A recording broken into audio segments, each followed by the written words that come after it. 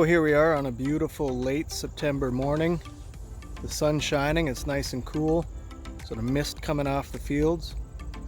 We'll do a walkthrough of the meadow here and really see how things have evolved from our burn back in March through till now.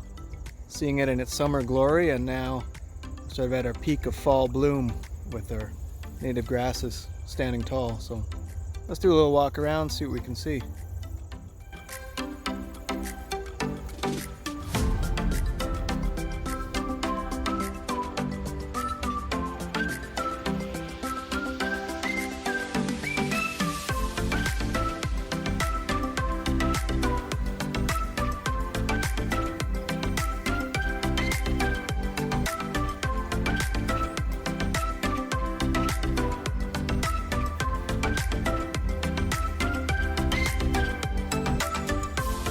I get a real interesting view what the meadow looks like.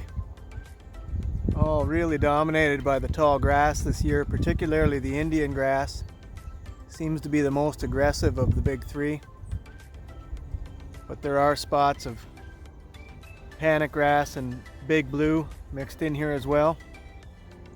It's like the Indian grass really responded well to the fire. You get this open swath up the middle that's not quite as dominant with the tall grass, really full of all the asters and little blue stem. And as we go up to this higher ground over here, we just have a corridor of our tall grass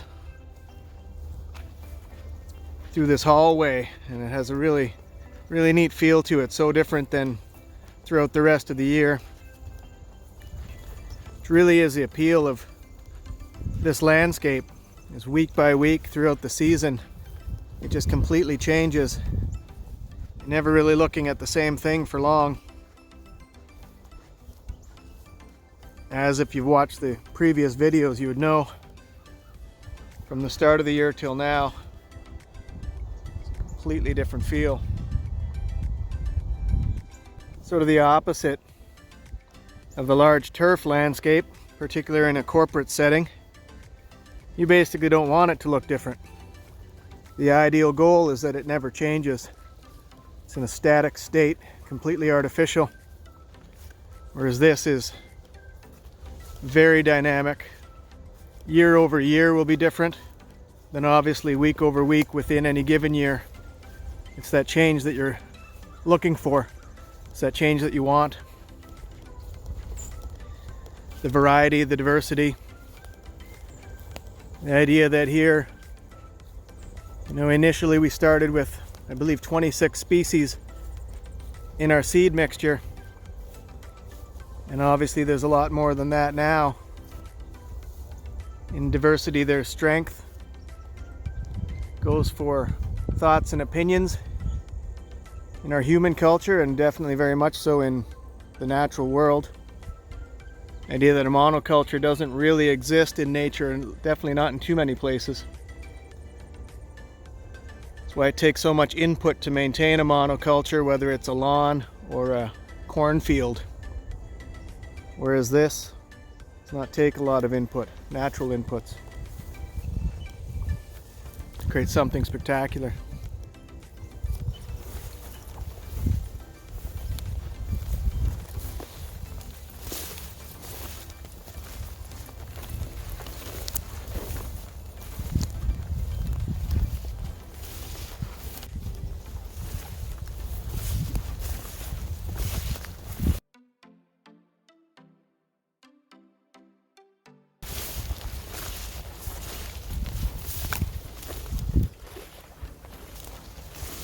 We walk up through the center here, you'll see how much it changes.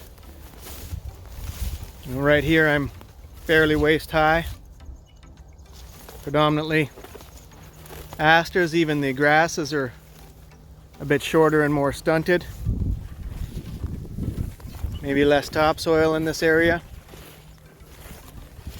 So we get into some of the other spots where we walk through, and everything is 8 to 10 feet tall. With the variation, and the species sort themselves out as to what's happy where when you spread out the mix. Here we're sort of wide open and low.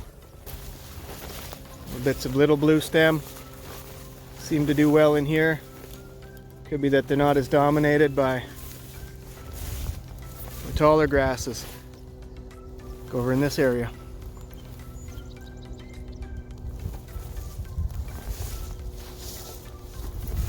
As the day warms up out here, it's still pretty cool this morning. This will really come to life with insects and butterflies.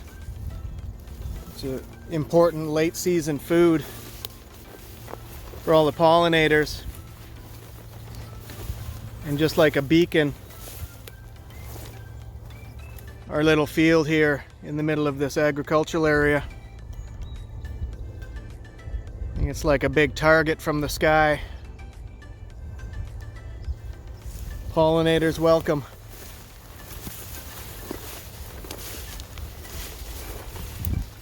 The other interesting thing seems to really be the case, we looked at this in the last video too, this little cluster of poplar here died out from the burn, and I'm quite sure now that that really triggered it to coppice out and sprout up all around and create this big thicket now. So that'll be something I'll keep my eyes on.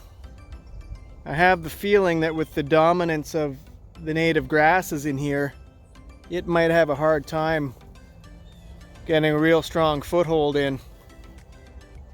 But if it does, we'll look at potential management to maintain this in a meadow state rather than allowing it to revert into forest. So for now, we'll just keep an eye on it. Very nice, this.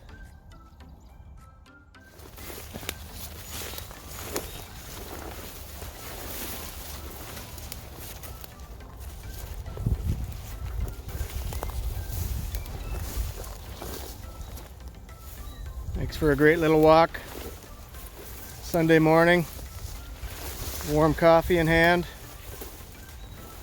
your dogs or other animals in tow. Way to bring a real diverse piece of nature onto your country property. Something very unique, very necessary, has been lost throughout our southern Ontario landscape over the past 200 years.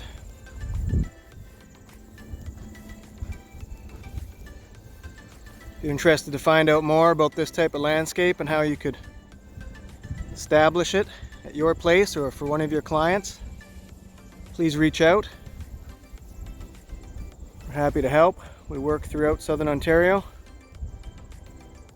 This is one of the many types of projects we take on, establishing these systems.